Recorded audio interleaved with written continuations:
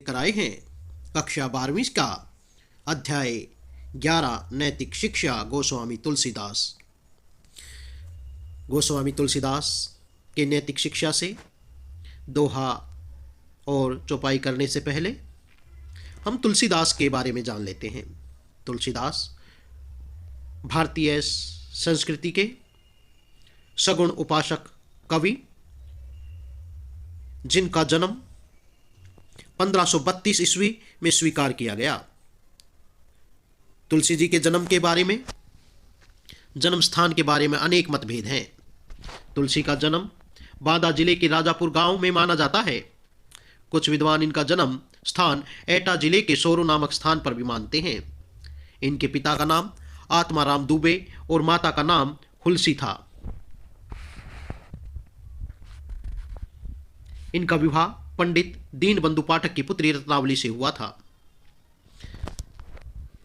बचपन से ही इनके पिता इन्हें अपशकुन मानते थे और माता बचपन में ही चल बसने के कारण इनका लालन पालन भी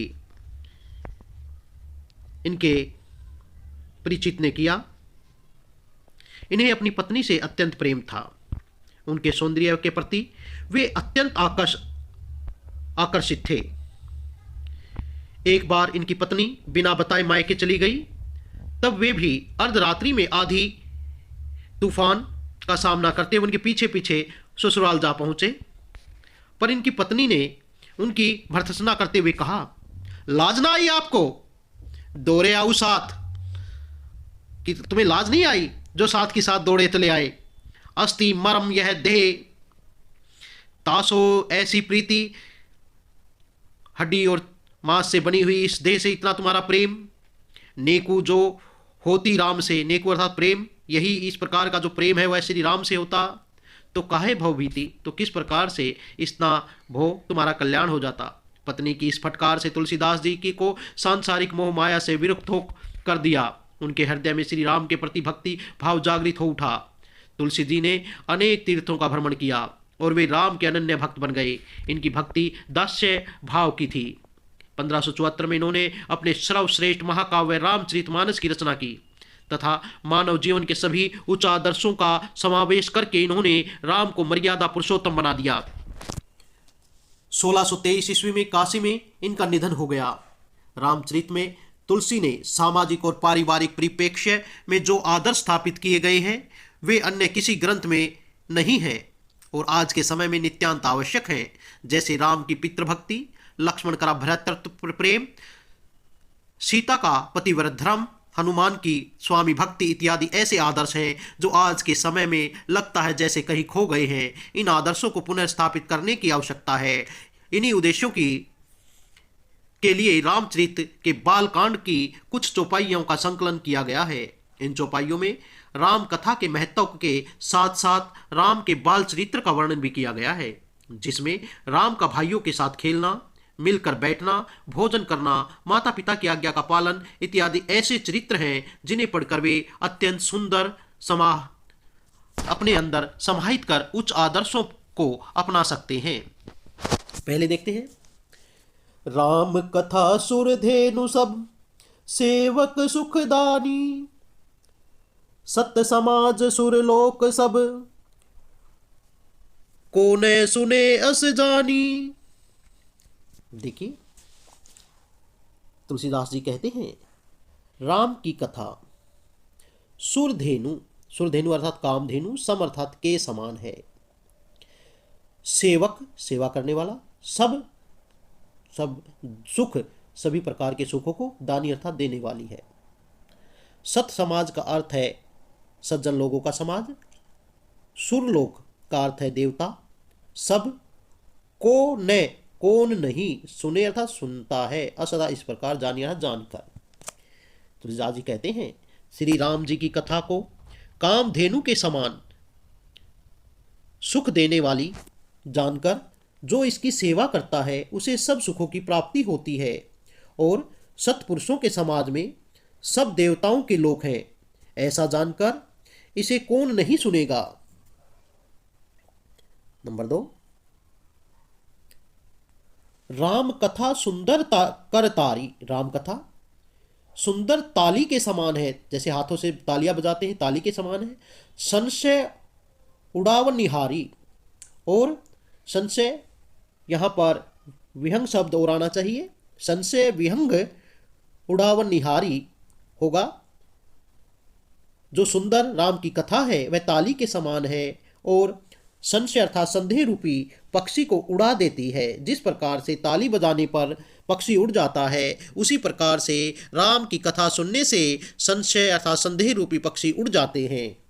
राम कथा कली विपट कुठारी, विपट अर्थात वृक्ष, कली रूपी वृक्ष, कुठारी या कुल्हाड़ी।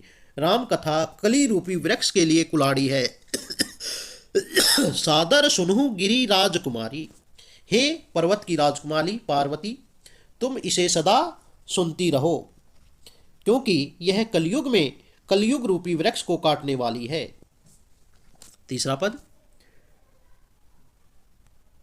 राम नाम गुण चरित्र सुहाए, जन्म कर्म अनगणित सरूती गाये, जथा अनंत राम भगवाना तहाँ कथा कीर्ति गुण गाना। यहां कहा गया है वेदों में श्री रामचंद्र जी के गुण चरित्र को अत्यंत सुंदर बताया गया है। जन्म से कर्म से अनगणित उनकी अच्छाइयों को गाया गया है। ये अनगणित है, उनका नाम गुण चरित्र जन्म और कर्म सब अनगणित है। जथार्था जिस प्रकार से, अनंत भगवाना जिस प्रकार से भगवान राम अनंत हैं, तथा कथा उसी प्रकार से उनकी कथा, कीर्ति अर्थात कीर्ति यशगान, गुण नाना उसी प्रकार से उनकी कीर्ति भी विभिन्न प्रकार से अनंत है। प्रश्न चौथा देखिए, तथापि जथा, तथापि इस पर, जथा जिस प्रकार से, श्रुति अर्थात सुनना, जसी जसी अर्थात जैसे, मति अर्थात बुद्धि मोरी, कही हऊ कहिऊ अर्थात कहूं, देखी अर्थात देखी, प्रीति अर्थात प्रेम, अति अर्थात ज्यादा, तोरी अर्थात तुम्हारी। यहां पर भगवान शिव पार्वती से कहते हैं, उमा अर्थात पार्वती से कहते हुए कहते हैं कि हे पार्वती, मैं तुम्हारी अनंत प्रीति अर्थात प्रेम को देखकर, जैसी मति मोरी, मेरी जिस प्रकार की मति है अर्थात बुद्धि है, कहूँ अर्थात कहूंगा, देखी प्रीति अति तोरी, तुम्हारी इस प्रकार की प्रेम को देखकर उमा प्रसन्न तब सहज सुहाई, कि हे उमा हे पार्वती, तुम्हारा प्रसन्न स्वाभाविक है, सहज है, सुखद सुखदा सुखदायक, और संत सम्मत संतों के सम्मत के अनुसार है, और मुझे तो बहुत ही अच्छा लगा। पांचवा, एक बात नाही मोही सुहानी, एक बात मुझे अच्छी नहीं लगी, एक बात नाही मोही सुहानी, सुहानी अच्छा लगना, तदापि तो भी, मोह अर्थात मोह में, सब कहेऊ भवानी, तुम्हार परंतु हे पार्वती, तुम्हारी एक बात मुझे अच्छी नहीं लगी, यद्यपि वह तुमने मोह के वश में होकर कही है। तुम्हें जो कहा राम को आना, तुमने जो यह कहा कि वे राम कोई और है, को आना ना था कोई और है, जही उस श्रुति, जिसकी श्रुति अर्थात जिसको गाया गया, जिसको सुना, गाव अर्थात गाया, धरई अर्थात धरी, मुनि अत्यंत मुनियों ने, ध्यान अर्थात ध्यान में, जिन्हें वेद गाते हैं, श्रुति का अर्थ वेद, गाव अर्थात गाते हैं, मुनिजन जिनका ध्यान धरते, और जिनका मुनि लोग ध्यान धरते हैं, वो राम तो कोई और है। ये बात जो तुमने कही है ये मुझे अच्छी नहीं लगी, लेकिन ये बात जो तुमने मोह में होकर कही है। देखिए छठा, कहेऊ सुनी अस अधम नर गसे, जय मोह पिशाच, कहू अर्थात कहना, सुनिए सुनना, अस इस प्रकार से, अधम अर्थात अधर्म नीच, गसे से दूर रहना, से मोह पिशाच, जो मोह रूपी पिशाच के ग्रस्त का अर्थ ग्रस्त होना, ग्रस्त है, पासंडी, पासंडी अर्थात पाखंडी, हरि अर्थात भगवान श्री राम, पद अर्थात पैर, विमुख विमुख दूर होना, जानिए जानकर झूठ न साच, भगवान के चरणों से वे लोग विमुख हैं, जो सच और झूठ कुछ भी नहीं जानते। ऐसे अधम मनुष्य ही इस प्रकार कहते और सुनते आए हैं। सातवां देखिए, बाल चरित हरि बहुविधि कीना। श्री राम ने अपने बाल बचपन के चरित्र को विभिन्न प्रकार से प्रस्तुत किया है। अति आनंद दासन कह दीना, और अपनी बाल लीलाओं को की और सेवकों को अत्यंत आनंद दिया है। दासना दास, और जो उनके दास हैं उनको इस प्रकार से वर्णन करके अत्यंत आनंद और खुशी प्रदान की है। कछुक काल बीते सब भाई, कछुक काल था कुछ समय बीतने पर सब भाई कुछ बड़े हुए, बड़े भय परिजन सुखदाई, और जैसे ही वे बड़े हुए उनके परिजनों ने बड़ी खुशी प्राप्त हुई। आठवां देखिए, चूड़ाकरण कीन गुरु जाई, और फिर गुरुजनों ने आकर उनका चूड़ाकरण किया। चूड़ाकरण एक विधि है हिंदू धर्म में, जिसमें बच्चे का मुंडन संस्कार होता है, बाल उतरवाए जाते हैं। माँ के गर्भ में जो बाल होते हैं वो 1 से 3 साल के बीच में उतरवाए जाते हैं। तो उनका मुंडन संस्कार गुरुजी आए और उनका चूड़ाकरण किया।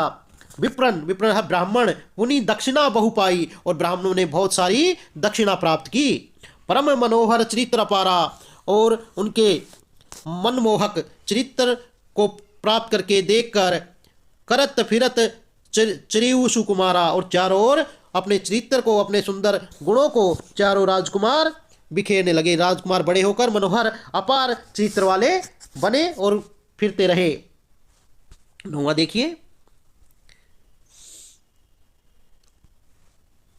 मन कर्म, मन से कर्म से वचन अगोचर जाई। वे श्री राम मन वचन से क्या है? अगोचर है, न दिखाई देने वाले हैं।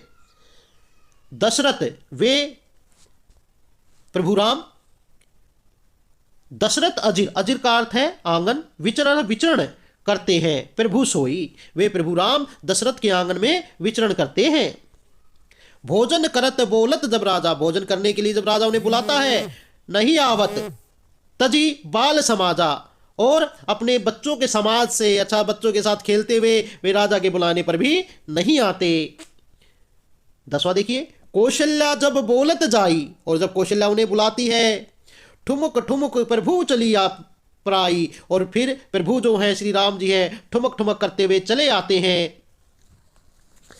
नियम नेति, नियम अर्थात वेद, नेति अर्थात इतना ही नहीं, जननी माता, जिनका वेद इतना ही नहीं कहकर निरूपण करते हैं, वर्णन करते हैं, वे माता के कहने पर आ जाते हैं। और ताही धरे जननी हठी धावा, और माता उन्हें हठ पूर्वक पकड़ने के लिए दौड़ती फिरती है। 11 देखिए, धूली धूसर धूरी भरे तनु आए, धूली अर्थात धूल, दूसरा सने होना, भरे अर्थात भरे, तनु अर्थात शरीर, धूल से सने हुए शरीर से भर कर आए। भूपति, भूपति राजा, बिहसी, खुशी से गोद बिठाए, और राजा उन्हें खुशी से अपनी गोद में बिठा लेते हैं। सन भोजन, सन साथ में, भोजन करत, भोजन करते हैं। चपल चंचलता, चित्त अर्थात मन, अपने चंचल मन से इत उत अरुई जाई, और फिर भोजन करते करते उनका इधर उधर मन जाता है, और अपने मुंह पर दही और भात सान कर लगाकर भजई चले, भाग लेते हैं। किलकत मुख, और पूरी तरह से मुख को भर लेते हैं। दऊ ओदन लपटाई, और मुख पर जो दाल और भात है उसको सान कर इधर उधर दौड़ने लगते हैं। बाल चरित्र, श्री रामचंद्र जी अपने चरित्र का अति सरल सुहाए, अपने सुंदर भोले भाले सुंदर चरित्र का सादर, सादर अर्थात सरस्वती, शंभु अर्थात शिव, श्रुति अर्थात वेद गाए। उनके इस साधारण से चरित्र को कौन कौन? सरस्वती, सेफ अर्थात शेषनाग, शंभु अर्थात शिव, श्रुति अर्थात वेद, इनमें सब में वर्णन किया गया है। जिनका मन इन लीलाओं में, जिन कर मन, जिनका इनमें मन, इन्हें नहीं राता, राता लगता, तय उर वंचित रहे विधाता। तो प्रभु कहते हैं जिनका मन इनके चरित्र में नहीं लगता, वे उनका मन भाग्यहीन है। 14 देखिए, भय कुमार जब ही सब भ्राता, और फिर जब सब भाई कुमार अवस्था में आते हैं, दीन जनेऊ गुरु पितु माता, और गुरु के द्वारा पिता और माता की उन्हें जनेऊ यज्ञोपवीत संस्कार दिया जाता है। अनुज सखा, और उनके सभी भाई सखा मित्र संग अर्थात साथ भोजन करें। फिर वे अपने सारे भाइयों और सखाओं के साथ भोजन करते हैं। मातु पितु आज्ञा अनुसारी, माता पिता की आज्ञा के अनुसार। इस प्रकार से प्रश्न नंबर 1, वेद पुराणों में ईश्वर के बारे में क्या कहा गया है? वेद पुराणों में ईश्वर के नाम, गुण, चरित्र, जन्म और कर्म सभी अनगणित कहे गए हैं। जिस प्रकार ईश्वर अनंत है, उसी तरह उनकी कथाएं, कीर्ति, गुण भी अनंत हैं। प्रश्न नंबर 2, भगवान राम के बाल चरित्र का वर्णन करो। भगवान राम विविध प्रकार से अपने बाल लीलाएं करते हैं।